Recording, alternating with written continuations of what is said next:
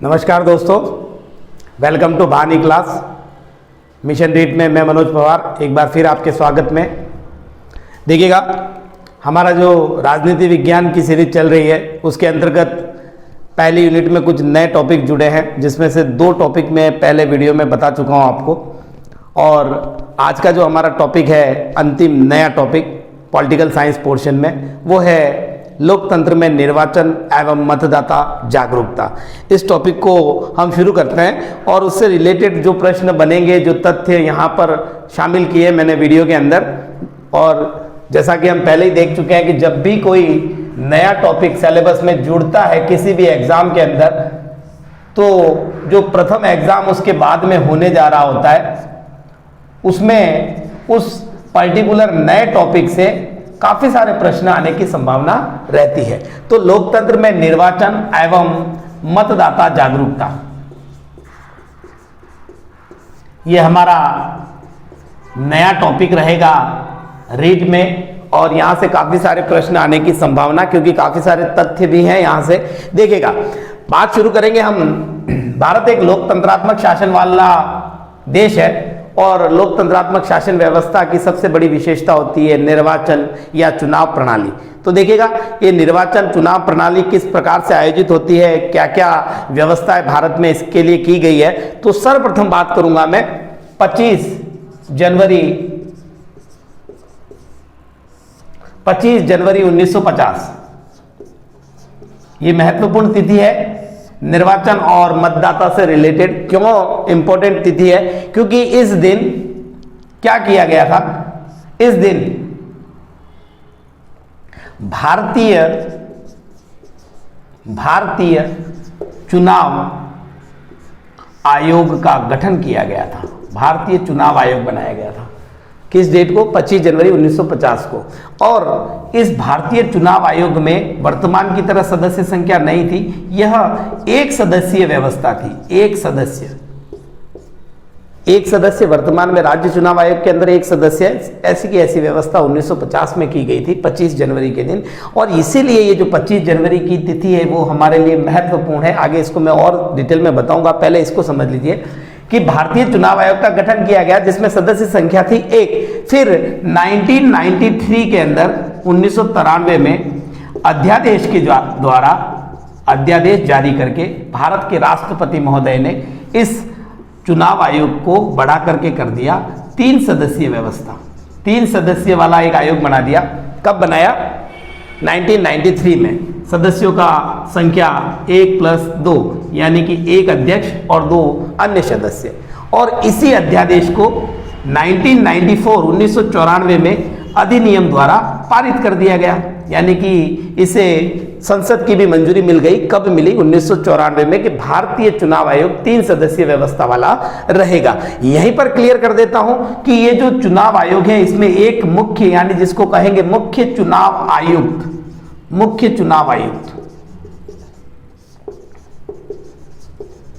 नियुक्ति के संदर्भ में देख लें, नियुक्ति कौन करेगा? तो इसकी नियुक्ति निश्चित तौर पर राष्ट्रपति द्वारा की जाएगी। राष्ट्रपति इसकी नियुक्ति करेगा। और बात करें अगर हम कार्यकाल की, तो कार्यकाल क्या रहेगा? चुनाव आयुक्त जो मुख्य है उसे और सदस्यों को मिलाकर कार्यकाल क्या रहेगा? 6 वर्ष का कार्यकाल रहेगा, या फिर 65 वर्ष की आयु। 6 वर्ष का कार्यकाल या 65 वर्ष आयु, जो भी पहले पूरा होता है उस अनुरूप कार्यकाल को डिसाइड किया जाएगा। देखिएगा, तो यहां पर देखिएगा, कार्यकाल 6 वर्ष 65 वर्ष की आयु रहेगी। और यहां पर भारतीय चुनाव आयोग जो वर्तमान स्वरूप में हम देख रहे हैं, यह व्यवस्था 1994 अधिनियम द्वारा बनाई गई। अब देखिएगा, इस 25 जनवरी की डेट को महत्वपूर्ण मैंने इसलिए बताया था क्योंकि भारत में वर्तमान में यह तिथि किस नाम से जानी जाती है, क्या कहते हैं इसे? तो इसे कहते हैं राष्ट्रीय मतदाता दिवस। मतदाता दिवस। और इसी तिथि को क्यों चुना गया? क्योंकि इसी तिथि को 25 जनवरी 1950 को भारतीय चुनाव आयोग का गठन सर्वप्रथम किया गया था। तो 50 के अंदर गठित इस आयोग में 1 सदस्य था। 93 में अध्यादेश द्वारा 3 सदस्य व्यवस्था हो जाती है और फिर संसद अधिनियम पारित करके 1994 में इसे स्थायित्व प्रदान कर देता है। चलेगा, तो राष्ट्रीय मतदाता दिवस इसे कब घोषित किया गया, ये महत्वपूर्ण रहेगा। ये 25 जनवरी 2011 25 जनवरी 2011 को इसे राष्ट्रीय मतदाता दिवस घोषित किया गया। इस तिथि को क्या घोषित किया गया? राष्ट्रीय मतदाता दिवस। और ये क्या था? ये था भारतीय चुनाव आयोग के गठन का 61वां स्थापना दिवस। 61वां स्थापना दिवस। और इसकी अध्यक्षता, या कह दीजिए कि यहां पर ये जो व्यवस्था दी है, राष्ट्रीय मतदाता दिवस की घोषणा की है, ये किसके द्वारा की गई है? तत्कालीन राष्ट्रपति महोदया प्रतिभा देवी सिंह पाटिल। प्रतिभा देवी सिंह पाटिल जो राष्ट्रपति महोदया थी, उनके द्वारा 25 जनवरी 2011 को 25 जनवरी की तिथि को राष्ट्रीय मतदाता दिवस के रूप में निश्चित किया गया। 61वां स्थापना दिवस किसका है? भारतीय चुनाव आयोग का। चलिएगा आगे और महत्वपूर्ण तथ्यों पर हम चर्चा करते हैं। 2020 का जो मतदाता दिवस था, यानी 25 जनवरी 2020, उसकी थीम क्या रखी गई थी? 25 जनवरी 2020 की थीम क्या रखी गई? थीम का मतलब उस मतदाता दिवस को मनाने के पीछे एक उद्देश्य निर्धारित किया जाता है, उसी थीम पर वर्ष पर्यंत कार्य किया जाता है चुनाव आयोग द्वारा। तो देखिएगा 25 जनवरी 2020 की थीम क्या थी? निर्वाचन जागरूकता। अगर निर्वाचन में जागरूकता लाई जाएगी तो निश्चित रूप से क्या होगा? सशक्त लोकतंत्र की स्थापना। सशक्त लोकतंत्र। अगर मतदाता जागरूक है तो लोकतंत्र निश्चित तौर पर मजबूत बनेगा। यही थीम 2020 की रही। और 2021 की थीम, क्योंकि रिसेंट यही है, तो मैं भी यहां से प्रश्न पुटअप हो सकता है, तो यहां पर रखेंगे हम सभी मतदाताओं को क्या बनाने की बात कही है? सभी मतदाता क्या क्या बनना है? देखिए सभी मतदाता बने, क्या बने? जो पहली बात यहां पर सशक्त बने, और सशक्त बनने के साथ साथ वे क्या बने? सतर्क बने। सतर्क बनने के साथ साथ वे सुरक्षित और जागरूक बने। सुरक्षित व जागरूक। यानी कि इस थीम को अगर हम ध्यान से एक बार और देखें तो यहां पहले निर्वाचन जागरूकता की बात की थी और सशक्त लोकतंत्र की बात, लेकिन अभी फोकस किस पर किया गया है? 2021 की थीम क्या है? मतदाताओं को बनाना है सशक्त, सतर्क, सुरक्षित व जागरूक। क्योंकि देखिएगा कि इस चीज को बहुत गहराई से नोटिस किया गया कि भारत में जो मतदान प्रतिशत है उसमें बहुत ज्यादा गिरावट, यानी कि मतदान प्रतिशत बहुत कम रहने के कारण इस प्रकार के स्टेप उठाए गए। और इसी स्टेप में आगे हम देखेंगे एक महत्वपूर्ण स्टेप जिसको हम कहेंगे स्वीप कार्यक्रम। स्वीप कार्यक्रम क्या है देख लेते हैं। इसका उद्देश्य या इसको क्यों लागू किया गया? तो मतदान प्रतिशत की घटती हुई स्थिति को देखते हुए, मतदान, या ये कह दीजिए मतदान प्रतिशत में वृद्धि हेतु इस कार्यक्रम को क्रियान्वित किया गया, जिसे हम स्वीप के नाम से जानते हैं। तो स्वीप का पूरा फुल फॉर्म क्या रहेगा वो भी हमारे लिए जानना जरूरी है। इसको कहेंगे सिस्टमैटिक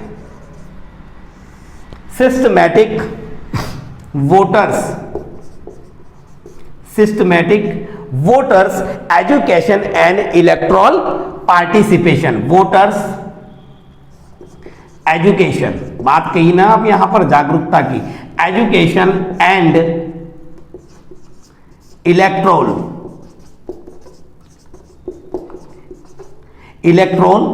और पार्टिसिपेशन यानी सहभागिता। पार्टिसिपेशन देखिएगा ये भी कई बार इंपॉर्टेंट रहता है। देखिएगा systematic voters education and electoral participation, यानी मतदाताओं की जागरूकता और उनकी सहभागिता वर्तमान परिप्रेक्ष्य में देखते हुए ऐसे उपकरणों के माध्यम से, ताकि वो ज्यादा से ज्यादा अवेयर हो सके, ज्यादा से ज्यादा जागरूक हो सके। ये स्वीप कार्यक्रम की फुल फॉर्म रहेगी। उद्देश्य क्या है? मतदान प्रतिशत में वृद्धि। देखिएगा कई चरणों में भारतीय चुनाव जो प्रणाली है या चुनाव जो व्यवस्था है उसमें सुधार किए गए। कुछ प्रमुख सुधारों की बात करूंगा, फिर एक एक को अपन डिटेल से देखेंगे कि कौन कौन से सुधार से क्या प्रश्न निकल करके आ सकता है। देखिएगा तो सबसे पहली चीज तो हम बात करेंगे 21 वर्ष, बिल्कुल ये 21 वर्ष आयु तय की गई थी। मतदान के लिए वयस्क व्यक्ति किसे माना गया? जिसकी आयु 21 वर्ष है। ये मूल संविधान की बात है, लेकिन इसमें आयु को कम करके कर दिया गया 18 वर्ष, यानी प्रत्येक वह व्यक्ति जिसकी आयु 18 वर्ष है, जाति, धर्म, भाषा, लिंग, मूल स्थान कोई लेना देना नहीं है। अगर आयु 18 वर्ष या उससे अधिक है तो वो व्यक्ति मतदान का अधिकारी है। लेकिन ये आयु 18 वर्ष कब की गई? तो इसे 18 वर्ष किया गया 61वें संविधान संशोधन 1989 द्वारा। 61वें संविधान संशोधन 1989, ठीक है ना। तो शब्दों पर थोड़ा सा विशेष ध्यान देंगे, क्योंकि कई बार थोड़ा सा मिस्टेक लिखने या बोलने में हो सकता है, तो उस चीज को मैं 2 या 3 बार रिपीट करने का प्रयास इसीलिए करता हूं। 61वां संविधान संशोधन 1989 के द्वारा आयु कम कर दी गई। यह भी एक इंपॉर्टेंट क्वेश्चन एग्जाम के दृष्टिकोण से बनता है। चलिएगा, उसके अलावा और क्या क्या परिवर्तन किए गए?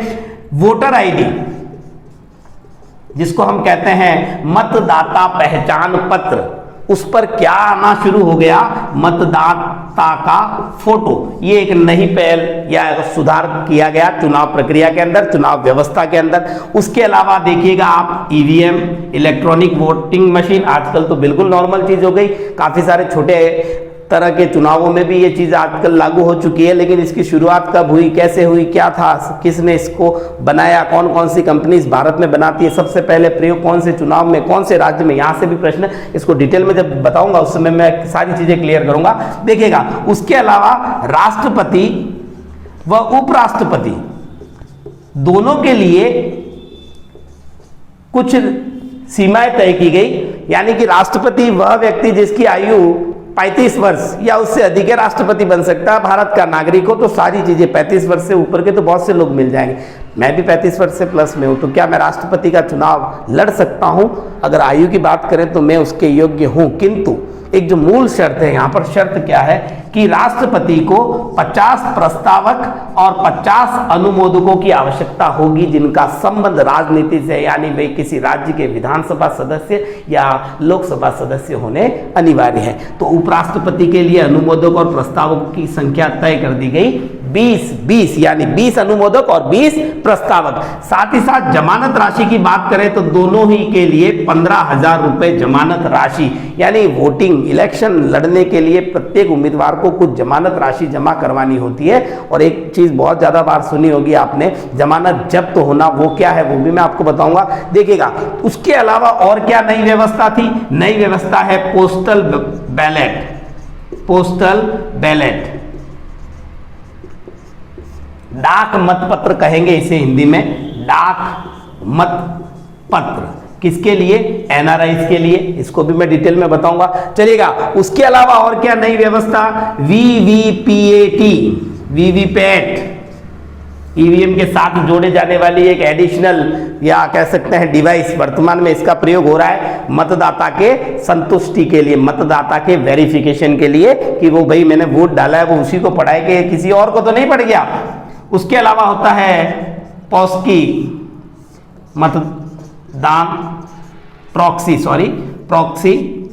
प्रॉक्सी मतदान। ये रहता है सैन्य और सैनिक अधिकारी और सैन्य से जुड़े हुए कर्मचारियों के लिए। वे वोटिंग के लिए अगर नहीं आ सकते हैं तो वे अपना एक प्रतिनिधि नियुक्त करते हैं, उसकी जानकारी संबंधित जो निर्वाचन अधिकारी होगा उसको रहेगी, और उसके बाद में वो प्रतिनिधि उसके इच्छा अनुसार मत देगा, और इसकी जानकारी उस एरिया का जहां से वो बिलोंग करता है, निर्वाचन सूची में जहां उसका नाम है, उस मतदान अधिकारी को, संबंधित मतदान अधिकारी को इसकी जानकारी देगा। इसके अलावा देखिएगा, मतदान दिवस में पहले ही बता चुका हूं, 2011 के अंदर 25 जनवरी 2011 को प्रतिभा देवी सिंह पाटिल द्वारा 25 जनवरी को मतदाता दिवस के रूप में, राष्ट्रीय मतदाता दिवस के रूप में मनाया जाना। तो मतदाता दिवस ये भी एक नई पहल रही। उसके अलावा बात करूंगा मैं NOTA, none other of them, इनमें से कोई नहीं, वर्तमान में बहुत ज्यादा चलन में आ रहा है। तो चलिएगा, ये वो कुछ परिवर्तन रहे या कुछ ऐसे प्रयास रहे भारत सरकार, संसद का कह दीजिए, निर्वाचन आयोग का कह दीजिए, जिसने चुनाव व्यवस्था और लोगों के मतदान प्रतिशत को बढ़ाने, जागरूकता को बढ़ाने के लिए, सतर्कता को बढ़ाने के लिए कौन कौन से परिवर्तन या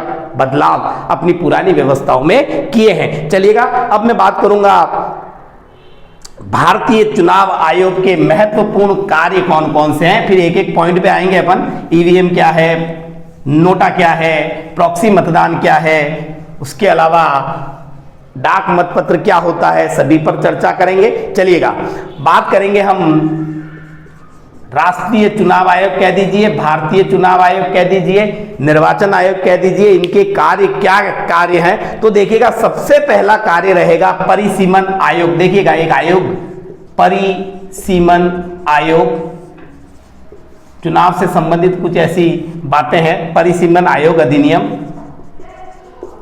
1952 एक अधिनियम है, परिसीमन आयोग अधिनियम कहेंगे इसे 1952। इसके द्वारा क्या किया जाता है, इसके द्वारा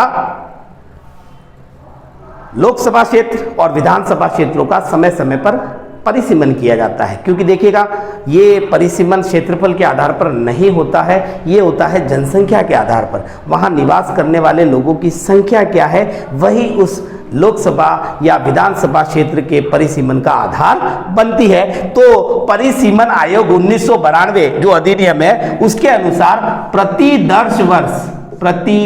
10 वर्ष जो जनगणना होती है, प्रति 10 वर्ष जनगणना को आधार बनाया गया है। परिसीमन का आधार क्या है, प्रति 10 वर्ष की जनगणना, ये आधार बनाया गया है। जनगणना के अनुसार परिसीमन होगा और ये ऑथराइज्ड पर्सन कौन होगा, मुख्य चुनाव आयुक्त। मैं आपको कार्य बता रहा हूं किसके, चुनाव आयोग के।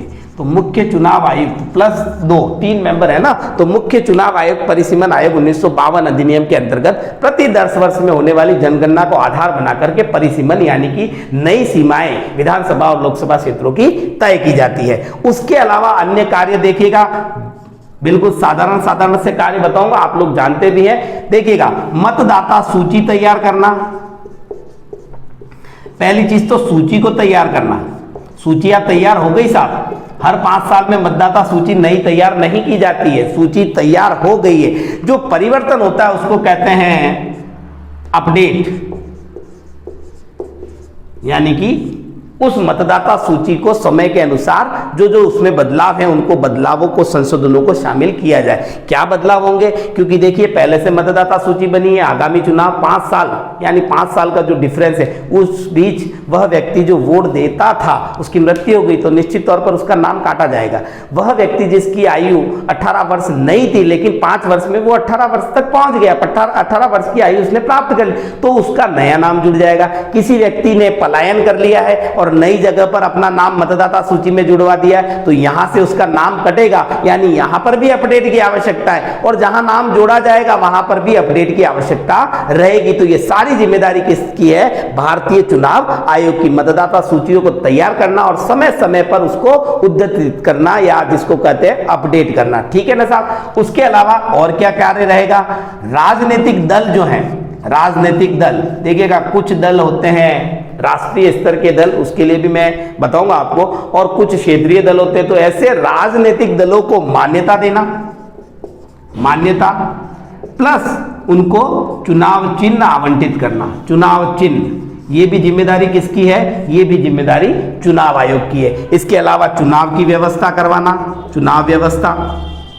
देखिएगा, जब देश के अंदर आम चुनाव चल रहे होते हैं या जिले के अंदर संबंधित चुनाव चल रहे होते हैं, तो चुनाव आयोग या चुनाव जो अधिकारी है संबंधित, वो उस पूरी व्यवस्था का सर्वे सर्वा माना जाता है। ठीक है ना सर। तो देखिएगा, चुनाव व्यवस्था करना, उसके अलावा चुनाव करवाना और उपचुनाव। उपचुनाव क्या होता है, जब किसी एमएलए या एमपी की मृत्यु हो जाती है तो 6 महीने के भीतर पुनः चुनाव करवाए जाते हैं पर्टिकुलर सीट के लिए, उसे हम कहते हैं उपचुनाव। चलिएगा, उसके अलावा और क्या कार्य रहेगा कि पहली बात बता दूं मैं आपको, भारतीय चुनाव आयोग या राष्ट्रीय चुनाव आयोग जो है वो बहुत सारे चुनाव करवाता है, जिसमें एलएस और VS के चुनाव मुख्य है, लोकसभा और विधानसभा के चुनाव। इस प्रकार की व्यवस्था देखिएगा आप, लोकसभा और विधानसभा के चुनाव करवाए जाते हैं भारतीय चुनाव आयोग द्वारा। तो निश्चित तौर पर चुनाव आयोग की यह जिम्मेदारी रहती है कि वह संबंधित लोकसभा या विधानसभा सदस्य योग्यता या अयोग्यता से संबंधित जो है निर्णय किसके परामर्श पे लेगा, राष्ट्रपति या राज्यपाल के परामर्श पर। लोकसभा व विधानसभा सदस्य और वहां जो मापदंड तय है उनके संदर्भ में कि उनके सदस्य जो है उनकी अयोग्यता के संबंध में किससे परामर्श ले सकता है, देश के राष्ट्रपति या संबंधित राज्य के राज्यपाल से।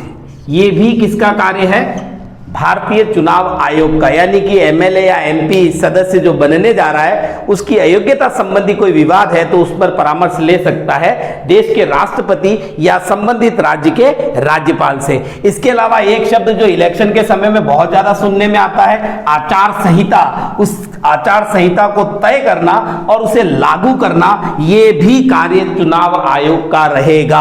आचार संहिता तो सिर्फ इसी पॉइंट से आप लोग समझ जाएंगे मेरे हिसाब से। आचार संहिता, चुनाव प्रचार जो होता है वो चुनाव के 48 घंटे पहले तक, यानी 48 घंटे इलेक्शन टाइम से 48 घंटे पूर्व समाप्त हो जाता है। प्रचार बंद हो जाता है चुनाव से 48 घंटे पूर्व, ठीक है, यानी कि 2 दिन पूर्व। और भी बहुत सारे ऐसे मापदंड तय किए जाते हैं। अब देखिएगा, चुनाव आयोग द्वारा आकाशवाणी, सीधे शब्दों में कहें तो रेडियो प्रसारण का भी सहारा लिया जाता है। किस हेतु, चुनाव प्रचार प्रसार, चुनाव प्रचार के लिए। चुनाव प्रचार के लिए किसका सहारा लिया जाता है, आकाशवाणी द्वारा। किसके द्वारा, चुनाव आयोग द्वारा। एक प्रकार की जागरूकता या उससे रिलेटेड जो भी इंफॉर्मेशन लोगों तक पहुंचानी है। उसके बाद में अगला जो महत्वपूर्ण कार्य रहेगा, चुनाव खर्च की राशि, चुनाव खर्च राशि तय करना। इलेक्शन के अंदर किस स्तर का इलेक्शन है और उसमें कितनी अधिकतम राशि उम्मीदवार या पार्टी द्वारा खर्च की जा सकती है, इस सीमा को तय करना भी चुनाव आयोग का महत्वपूर्ण कार्य है। उसके अलावा वर्तमान में इस चीज को बहुत ज्यादा फोकस किया जा रहा है, मतदाता प्रशिक्षण। देखिएगा, कई बार सही उम्मीदवार नहीं जीत पाता। उसका रीजन होता है कि अधिकांश लोग चुनाव के प्रति जागरूक और सक्रिय नहीं है। उन लोगों ने अपने मत का प्रयोग ही नहीं किया है और ऐसा उम्मीदवार जीत गया जिसे जीतना नहीं चाहिए था। उसका रीजन उस गलत मतदाता का गलत तरीका अपनाकर चुनाव जीतना नहीं है, बल्कि योग्य व्यक्ति के पक्ष में वोट देने वाले व्यक्तियों में जागरूकता का अभाव, ये सबसे बड़ा कारण माना जाता है। तो देखिएगा, तो चुनाव आयोग ने इस ओर अपना ध्यान आकृष्ट किया और इस बात को समझा कि मतदान में सबसे ज्यादा जरूरी चीज है मतदाताओं की जागरूकता, सहभागिता, सक्रियता और सतर्कता। चलिएगा आगे, अन्य कौन सा बिंदु है उस पर हम चर्चा करते हैं। देखिए, 48 घंटे पूर्व आचार संहिता समाप्त, यानी आचार संहिता जो है वो लागू है तो चुनाव का प्रचार समाप्त हो जाता है। अब देखिएगा, चुनाव की जो प्रक्रिया है, देश में चुनाव प्रक्रिया किस प्रकार प्रारंभ होती है, तो सबसे पहला जो कार्य होगा वो होगा राष्ट्रपति द्वारा। राष्ट्रपति क्या करेगा, अधिसूचना जारी करेगा। चुनाव की अधिसूचना राष्ट्रपति द्वारा जारी की जाती है। कौन से अधिनियम के तहत, तो वो है जनप्रतिनिधित्व, महत्वपूर्ण, जनप्रतिनिधित्व, जनप्रतिनिधित्व अधिनियम 1951, अधिनियम 1951। और इस 1951 के अधिनियम की धारा 14 ये बताती है कि राष्ट्रपति अधिसूचना द्वारा चुनाव की प्रक्रिया प्रारंभ करता है या घोषणा करता है अधिसूचना के माध्यम से। अब इस जन प्रतिनिधित्व अधिनियम 1951 में क्या है, तो निर्वाचन की सूचना, इसी अधिनियम द्वारा निर्वाचन की सूचना।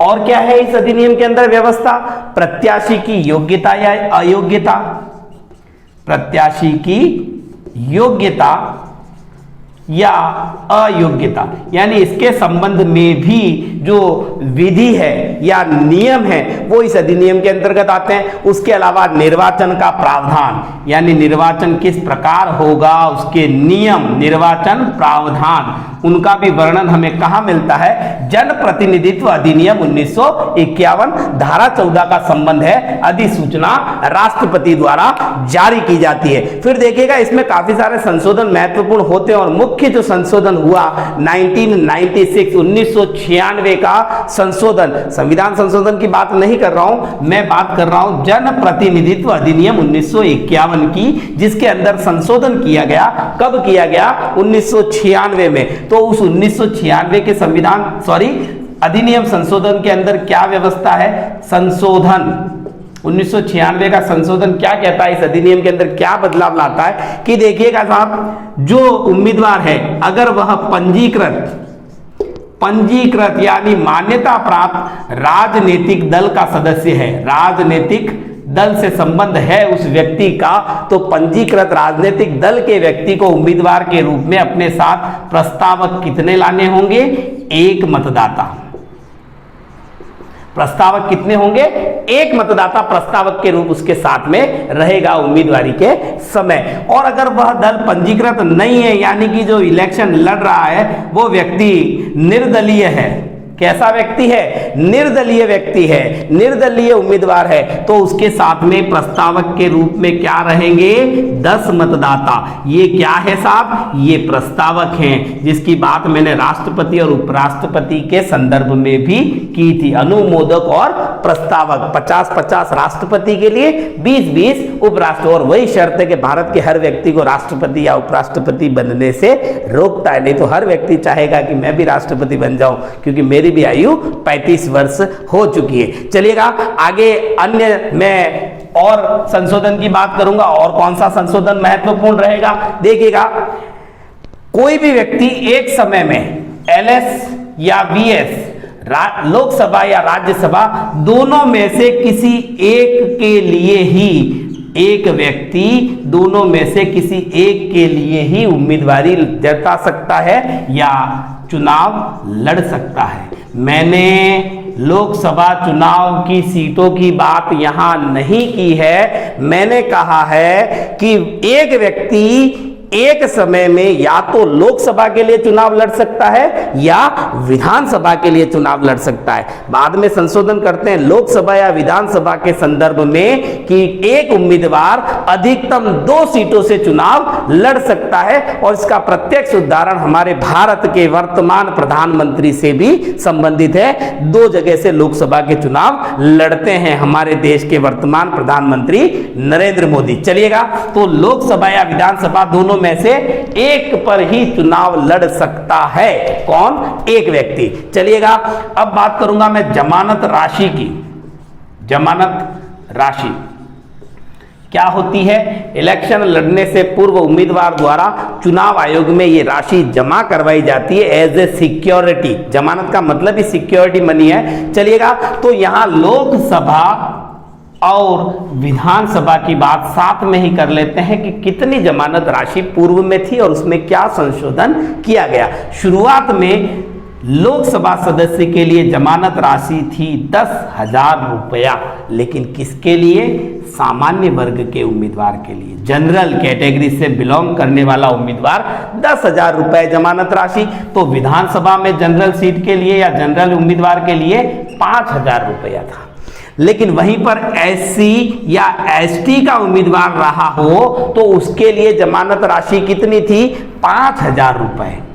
लोकसभा में एक एसटी या एससी के उम्मीदवार को 5,000 जमा करवाने होते थे, सामान्य उम्मीदवार को 10,000। और विधानसभा में एसटी एससी के लिए थे 2,500 यानी 2,500 रुपए। लेकिन फिर संशोधन हुआ 2009 के अंदर, और उस 2009 के संशोधन में जमानत राशि में जो बदलाव आता है वो हो जाता है साहब, जनरल सीट के लिए 25,000 ये किसके लिए है? जनरल कैंडिडेट के लिए। और एसटी एससी के लिए कितना हो गया? अब 2009 के बाद एसटी एससी के लिए हो जाता है साहब इसका आधा, यानी 12,500 रुपए जमानत राशि।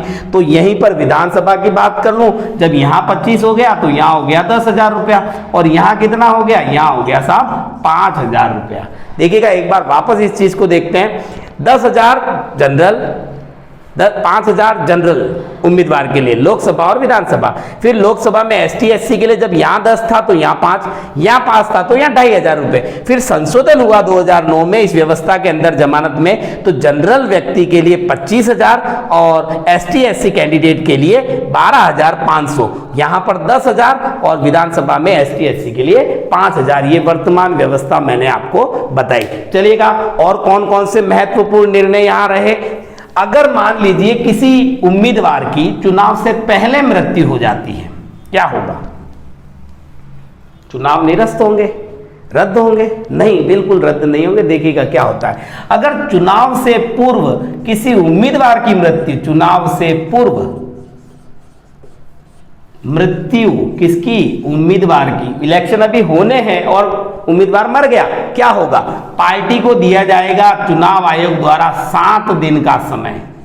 7 दिन का समय, 7 दिन में अपना नया उम्मीदवार घोषित करे पर्टिकुलर उस सीट के लिए। ठीक है ना साहब? 7 दिन में दूसरा उम्मीदवार, और दूसरा उम्मीदवार है तो कैसा प्रचार का समय नहीं मिला, तो चुनाव की जो डेट है, तिथि, वह बढ़ाई जा सकती है, बढ़ाई जा सकती है। लेकिन सबसे इंपॉर्टेंट जहां से क्वेश्चन निकल करके आ सकता है वो ये कि चुनाव किसी भी हाल में रद्द नहीं होंगे। चुनाव तो होंगे ही होंगे, डेट आगे एक्सटेंड की जा सकती है उम्मीदवार के मरने के कारण। चुनाव प्रचार 48 घंटे पूर्व समाप्त हो जाता है, मैं पहले ही बता चुका हूं। और देखिएगा चुनाव के अंदर जमानत राशि आ गया तो एक शब्द और आएगा, जमानत जब्त होना। जब किसी चुनाव में किसी उम्मीदवार द्वारा कुल मतों का 1/6 भाग मत या 1/6 मत नहीं मिले, चुनाव में कुल इतने मत अगर नहीं मिलते हैं तो हो जाती है साहब जमानत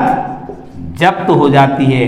कई बड़े बड़े नेताओं की भी जमानतें जब्त हो चुकी है। ये प्रावधान क्या है? 1/6 भाग मत के रूप में उसे प्राप्त करने उस चुनाव में अनिवार्य रहेंगे। फिर देखिएगा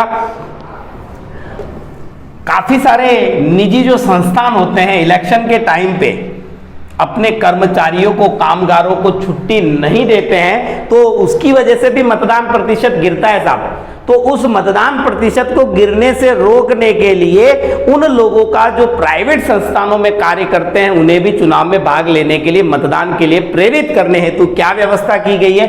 अगर कोई व्यक्ति निजी संस्थान में कार्य करता है और उसे इलेक्शन के लिए छुट्टी न दी जाए, चुनाव के लिए अवकाश न दिया जाए, तो ऐसे संस्थान के ओनर्स जो होंगे उनके खिलाफ क्या प्रावधान किया गया है? दंड का प्रावधान। यानी कि वोट देने के लिए उस व्यक्ति को आप नहीं रोक सकते, ऐसा करने वाले व्यक्ति को दंड का प्रावधान किया गया। उद्देश्य है कि ये चुनाव प्रतिशत को बढ़ाना। चलिएगा अब मैं बात करूंगा कि अगर कोई उम्मीदवार इलेक्शन लड़ने से पहले ही वो उम्मीदवार माना जाता है, उम्मीदवार जीतने के बाद में तो वो जीता हुआ सदस्य होगा या तो लोकसभा का या राज्य, तो उम्मीदवार जो व्यक्ति है उसने राष्ट्र के प्रतीकों का अपमान किया। मूल रूप से राष्ट्रगान और राष्ट्रध्वज की बात करता हूं कि उम्मीदवार द्वारा अगर राष्ट्रीय ध्वज या राष्ट्रगान का अपमान किया है, तो वह व्यक्ति अयोग्य माना जाएगा इलेक्शन लड़ने के लिए। लेकिन कब? जब सक्षम न्यायालय यानी कि जिससे भी वो संबंधित है उस न्यायालय द्वारा दोष सिद्धि होने पर, उस संबंधित न्यायालय द्वारा अगर दोष सिद्धि कर दी जाती है उस उम्मीदवार की कि हाँ साहब ये अपमान जो है राष्ट्र ध्वज का, राष्ट्र प्रतीक का अपमान इसके द्वारा किया गया, इस प्रकार की दोष सिद्धि हो जाती है, तो वो व्यक्ति जो उम्मीदवार है वो अयोग्य माना जाएगा। चलिएगा इसी के साथ में 2-3 चीजें और क्लियर कर दूं यहां पर। अगर एमएलए या एमपी एमएलए मैंने बताया ना, वो अब उम्मीदवार नहीं है, ये जीत चुके हैं, इसलिए इनको मैंने क्या कहा है, एमएलए एमपी। उम्मीदवार मरता है तो डेट आगे बढ़ती है चुनाव की, चुनाव कैंसिल नहीं होंगे। लेकिन अगर जीता हुआ व्यक्ति मर जाता है, अब वो एमएलए या एमपी है, वो मर गया साहब, तो क्या होगा, तो 6 माह के भीतर उस पर्टिकुलर सीट के लिए, चाहे वो एमएलए सीट हो या एमपी विधानसभा या लोकसभा की जो भी सीट है, 6 माह के भीतर दोबारा उस सीट पर चुनाव करवाए जाएंगे, जिसे कहते हैं हम उपचुनाव। पहले ही बता चुका था मैं उपचुनाव का अर्थ। उपचुनाव कितने समय के अंदर होने जरूरी है, एमएलए एमपी की मृत्यु के 6 माह के भीतर। उसके अलावा देखिएगा, लोकसभा या विधानसभा का सदस्य अधिकतम 2 सीटों से चुनाव लड़ सकता है। अधिकतम कितनी सीटों से चुनाव लड़ सकता है, 2 सीटों से, लोकसभा और विधानसभा का उम्मीदवार। चलिएगा, अब एक महत्वपूर्ण विषय ईवीएम, अभी वर्तमान में तो बहुत ज्यादा चलन में है ईवीएम, जिसे हम कहेंगे electronic voting machine. Voting machine, हाँ, काफी सारे तर्क दिए गए हैं कि साहब मतपत्रों की वजह से बहुत ज्यादा पेड़ों को नुकसान होता है, कागज का अधिक दुरुपयोग होता है, इस कारण से इस प्रकार की व्यवस्था काफी बार जब देखते हैं हम, संसद में इस चीज का भी विरोध होता है कि साहब बड़े बड़े देश जो है उन्होंने अभी तक मतपत्रों का प्रयोग जारी रखा है, तो हम ऐसा, मतलब काफी सारे पक्ष में और विपक्ष में, चलो वो वहां हम नहीं जाएंगे। हमारा जो मूल उद्देश्य है, ईवीएम क्या है, इलेक्ट्रॉनिक वोटिंग मशीन, इसका प्रारंभ होता है साहब 15 मार्च, 15 मार्च डेट इंपॉर्टेंट रहेगी, 1989, यानी ईवीएम का प्रयोग शुरू होता है कब, 15 मार्च 1989। और इसको शुरू करने वाला पहला राज्य, विधानसभा चुनाव में क्योंकि राज्य की बात आ रही है तो विधानसभा ही होगा, लोकसभा होगा तो पूरे देश की बात आती है। विधानसभा चुनाव कहां पर, तो ये थे साहब गोवा के अंदर। तो गोवा अपने विधानसभा चुनाव में प्रयोग करने वाला ईवीएम मशीन का कैसा राज्य बनता है, देश का पहला राज्य बनता है। और इसी ईवीएम को लोकसभा यानी आम चुनाव, कौन से आम चुनाव, 2004 के आम चुनावों के बाद पूरे देश में लागू कर दिया जाता है ईवीएम मशीन का प्रयोग। ठीक है साहब, अब बात यहां निकल करके आती है कि ये जो ईवीएम मशीन है, इसको भारत में किसने बनाया, तो इसको बनाया है साहब, कब बनाया वो भी क्लियर करूंगा यहीं पे, और किसने बनाया, 1980 में बनाते हैं। कौन बनाते हैं, M.A. हनीफा। ये भी बहुत इंपॉर्टेंट रहेगा एग्जाम के लिए कि ईवीएम मशीन का आविष्कार किसके द्वारा किया गया, M.B. Hanifa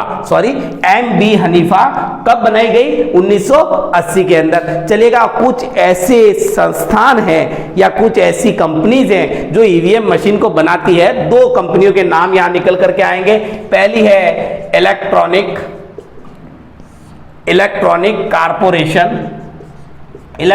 corporation of India limited. कहां पर है ये है साहब हैदराबाद में। पहली वो कंपनी जो ईवीएम बनाती है, electronic corporation of India limited, Hyderabad. और दूसरी कंपनी है भारत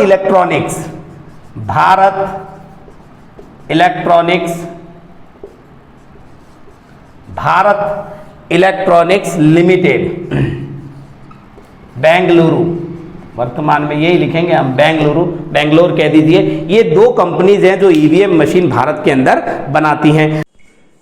तो देखा हमने कि 2 वो कंपनियां हैं जो भारत में ईवीएम मशीन बनाती है। चलेगा, अब बात करूंगा मैं अगले पॉइंट पे, जिसे कहेंगे अपन डाक मतपत्र। डाक मतपत्र क्या होता है, जिसे हम कहते हैं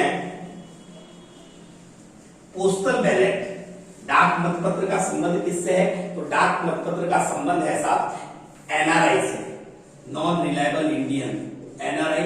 उनके द्वारा जब मतदान के लिए इस बात को चुनौती दी जाए कि साहब मैं अधिकारी हूं, तो उसको डाक मतपत्र संबंधित अधिकारी को भेजेगा वो डाक मतपत्र। और ये जो व्यवस्था है ये सुप्रीम कोर्ट ने जनवरी 2015 सुप्रीम कोर्ट ने 2015 के अंदर इस प्रकार का ये फैसला दिया कि डाक मतपत्र का प्रयोग कर सकता है कौन, एनआरआई। अब देखिएगा, अगली जो बात मैंने आपको बताना चाह रहा हूं वो है साहब आपका प्रॉक्सी, प्रॉक्सी मतदान या प्रॉक्सी मत, प्रॉक्सी मत या प्रॉक्सी मतदान। इसका संबंध सैन्य लोगों से है, यानी सेना से जुड़े हुए जो लोग हैं, सैन्य सेवा में लगे हुए लोग, वे किस प्रकार से अपने मत का प्रयोग करेंगे? वे अपना एक प्रतिनिधि नियुक्त करेंगे। प्रतिनिधि कहां पर? जहां उनका नाम निर्वाचन सूची में दर्ज है, वहां अपना एक प्रतिनिधि नियुक्त करेंगे और इसी व्यक्ति की सलाह पर या इसी व्यक्ति के कहने पर वह मत का प्रयोग करेगा। कहां? संबंधित निर्वाचन अधिकारी के समक्ष उपस्थित होकर, यानी कि ये व्यक्ति तय करेगा कि साहब ये मेरा प्रतिनिधि है और उसके द्वारा वही मत दिया जा रहा है जो मेरी इच्छा है। तो उस प्रकार की व्यवस्था भारत में सैन्य सेवा से जुड़े हुए लोगों के लिए, तो वो कौन सा मतदान कहलाता है? वो कहलाता है प्रॉक्सी मतदान। और इसकी शुरुआत हमारे देश में होती है 2003 से। प्रॉक्सी मतदान, सेना से जुड़े हुए लोग वे अपना एक प्रतिनिधि तय करते हैं कि साहब ये मेरा मत देगा। अपना मत वो दे चुका है लेकिन वो प्रॉक्सी मतदान दे रहा है संबंधित चुनाव अधिकारी के समक्ष उपस्थित होकर के, और सारी कंडीशन वहां क्लियर करने के बाद वो उसके मत का प्रयोग कर सकता है। अब सबसे महत्वपूर्ण और सर्वाधिक वर्तमान में चर्चा में रहा, जो उसे कहेंगे हम NOTA, NOTA, NOTA. NOTA none other of them, है ना? तो देखिएगा नोटा यानी इनमें से कोई नहीं। क्या नोटा की व्यवस्था वोटिंग मशीन में ये बटन आने से पहले थी भारत के अंदर? बिल्कुल थी, निश्चित रूप से थी। लेकिन तब क्या था उस व्यवस्था को एक बार मैं बताऊंगा, उसके बाद नोटा पर आएंगे अपन। यानी नोटा जो है ये व्यवस्था भारत में पूर्व में भी थी, लेकिन लोगों की, वही कह रहा हूं ना मैं साहब, जानकारी लोग अवेयर नहीं थे, लोगों को पता नहीं था, पूर्व में थी। और कैसे थी कि वो व्यक्ति ये कहे संबंधित पीठासीन अधिकारी को कि साहब मेरे को इस लिस्ट के अंदर जितने भी उम्मीदवार हैं उनमें से किसी भी व्यक्ति को मैं वोट तो दूंगा, मतलब मेरा वोट मान्य होगा कि वोट दिया, लेकिन इसमें से किसी को भी मैं योग्य नहीं मानता हूं, मेरी पसंद का एक भी व्यक्ति नहीं है। तो वहां क्या होगा? पीठासीन अधिकारी के समक्ष वह व्यक्ति इस बात को रखेगा और पीठासीन अधिकारी एक रजिस्टर होगा जिसका नाम है विशेष तौर से 17A रजिस्टर में इस बात को दर्ज करेगा उस व्यक्ति के मतदाता क्रमांक के साथ, उसके नाम के साथ, कि इस व्यक्ति ने इस इलेक्शन के अंदर इस बूथ पर नोटा का प्रयोग किया है। कब? जब वोटिंग जो होती थी वो बैलेट पत्रों के माध्यम से होती थी, तब ये व्यवस्था थी। लेकिन वर्तमान में देखें तो 27 सितंबर 2013, देखिएगा 27 सितंबर ईवीएम का प्रयोग 89 से शुरू होता है और 2004 से पूरे देश में आम चुनावों में उसका उपयोग हो गया। लेकिन नोटा वोटिंग मशीन में कब आया है? 27 सितंबर 2013 सुप्रीम कोर्ट ने जब निर्देशित किया, किसे निर्देशित किया? चुनाव आयोग को। चुनाव आयोग को निर्देशित किया कि नोटा को भी महत्व दिया जाए, तो इस नोटा को वोटिंग मशीन में शामिल किया गया। अब नोटा का प्रयोग सबसे पहले कहां किया गया? तो विधानसभा चुनाव, कहां पर? छत्तीसगढ़ में होने वाले विधानसभा चुनाव। और ये चुनाव कब हुए? ये चुनाव हुए साहब 2017 के अंदर।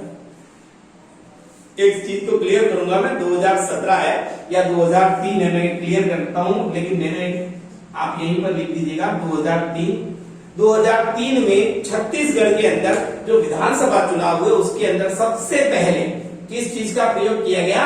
नोटा का प्रयोग किया गया।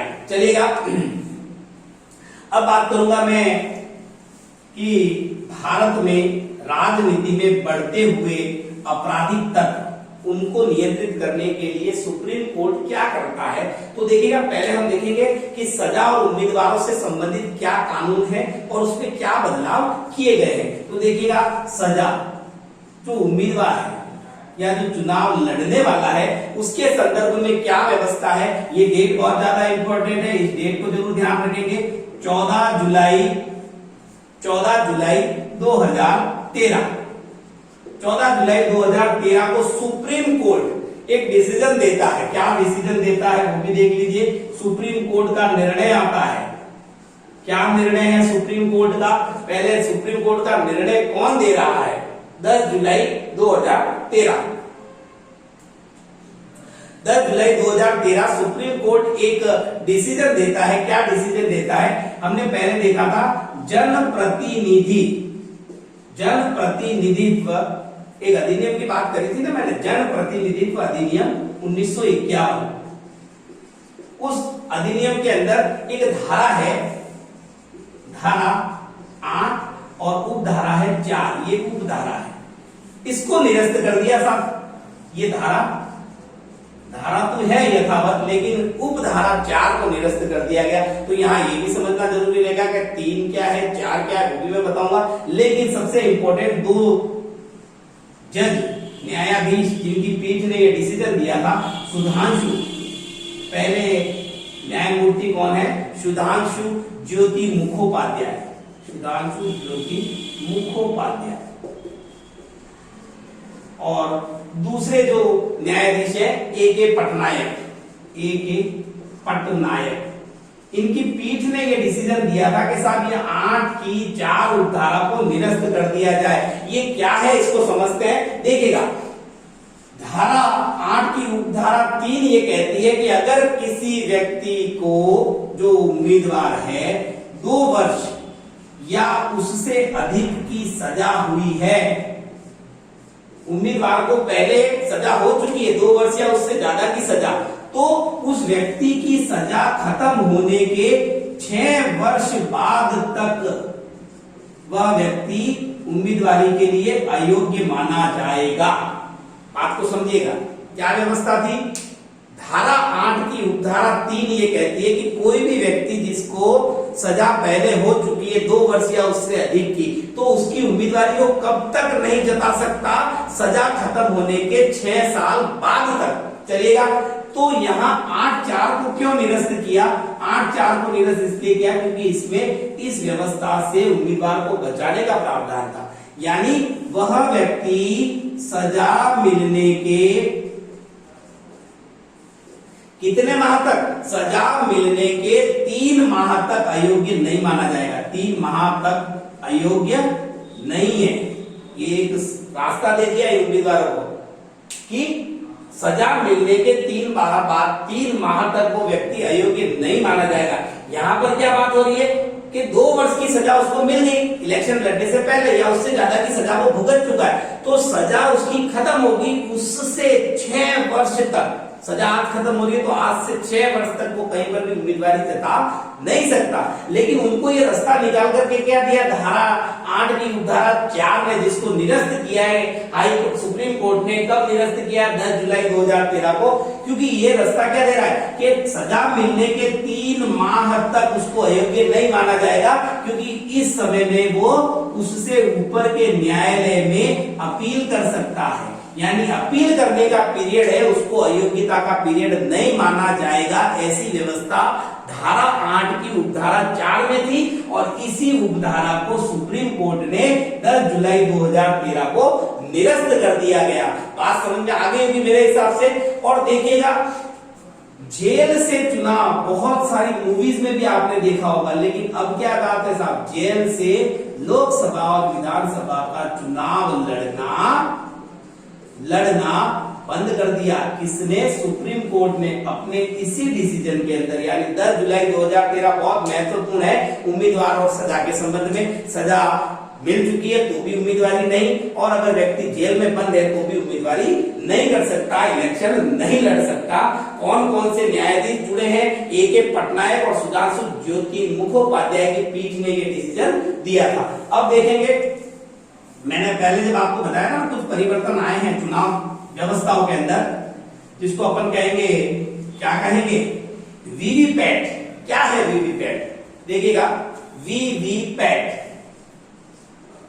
पहले तो इसकी फुल फॉर्म देख लेते हैं। वीवीपैट वोटर, मतदाता को कहेंगे voter verifiable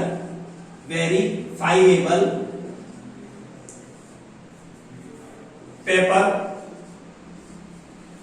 voter verifiable paper audit